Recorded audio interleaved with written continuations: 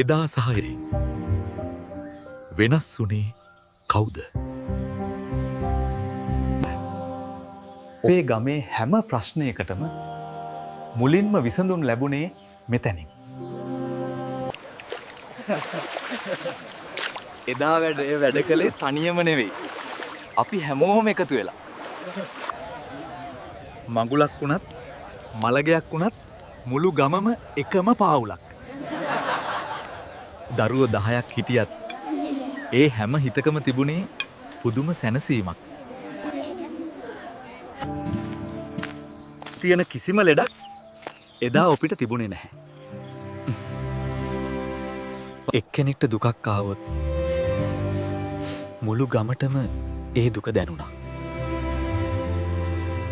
එදා එක ගෙදරක උයන හොද්දේ සුවඳ මුළු ගමටම දැනුණා.